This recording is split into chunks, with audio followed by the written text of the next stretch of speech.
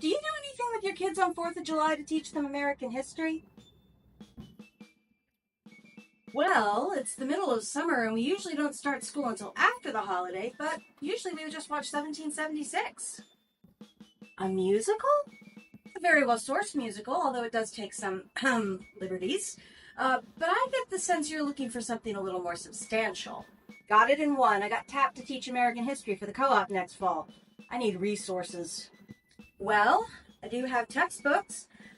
We have used From Sea to Shining Sea, the story of America, which does come with workbooks. This one's from the Catholic Textbook Project, so it was designed for schools. We have a Lone Star State one. This one's aimed at middle schoolers and is also designed as a textbook.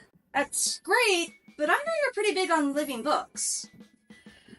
Guilty as charged. Yes, I'm not really fond of the textbooks, although they are useful and have their place.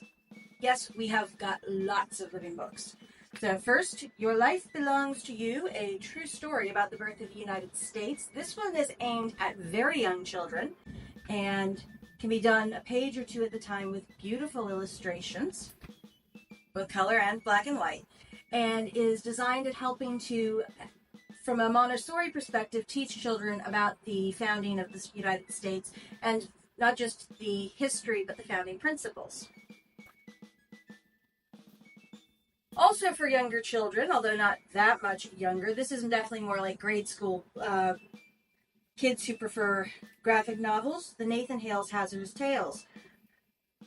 They are well illustrated, chock full of information, and as the name implies, definitely designed to appeal to the would rather build tree forts all day kind of kid. For more story-based, we've got the entire Rush Revere series. Yes, that's the Rush Limbaugh. He did 5 of these before his death, and one of my kids was absolutely wild about them. We also have the Tuttle Twins America's History series. Thus far, they've started with Age of Exploration and gotten all the way up through 1791.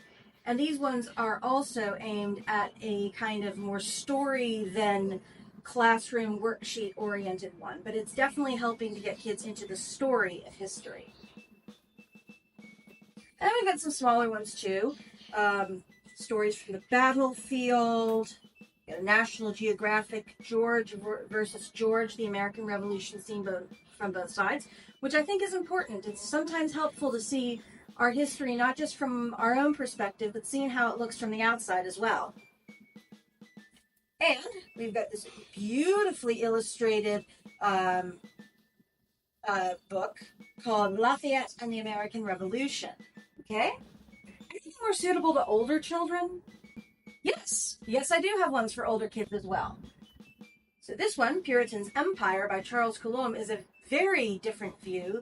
This is taking a look at American history from the Catholic perspective, which, given that we weren't the established religion, does provide a very interesting counter to some of the standards that we have without being 100% against everything that occurred. It is helpful to have an outside perspective again, as I've said. And we've got a ton of other books. The American Revolution, Valiant Ambition, America's First Ally, France and the Revolutionary War. There are so many books. Oh, got that one too. Revolutionary Roads. So many books that can be assigned to older children once they decide. And I'm just looking at the Revolution.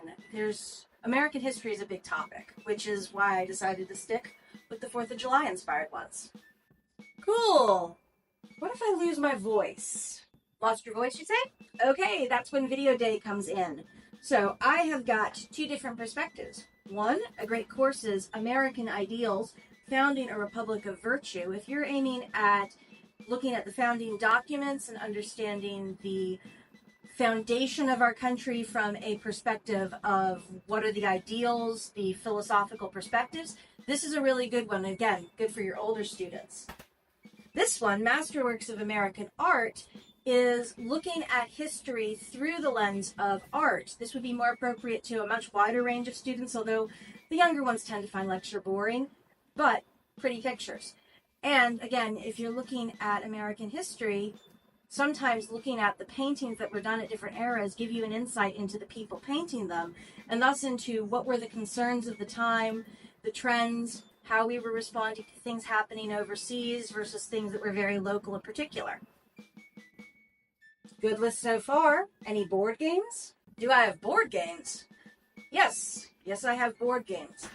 Setting aside the fact that I have got, again, lots of American history from every era, we're going to stick again with Revolutionary. We have Liberty or Death, the American Insurrection. This is a counterinsurgency game. So, it's a little on the complex side. I'd say this is a high schooler level, definitely. But it is looking at the American Revolution as a counterinsurgency. And then we also have Washington's War, the American Revolution, which is a card-driven game. And both of those are, again, going to dive into the history through a game that gets people engaged in wanting to understand, and then that tends to lead them to afterwards be more interested in finding out about the battles, about why the battles occurred in the first place, who are the players involved, and that leaves them much more interested in the history in general. Anything else? Oh, of course you could do field trips. And if you look to the left side of your screen, you'll see scrolling by some suggestions for historical U.S. field trips, which we are enjoying thanks to the magic of editing as we enjoy this B-roll taken from the USS Lexington parked right here in Texas. While most of the suggestions on this list are East Coast heavy, a quick Google search can help you find historical sites in your state suitable for U.S. history field trips. So, is there anything else I can help you find? Nope, I think I should be okay. Great, always happy to lend a hand. I might need 3 or 4.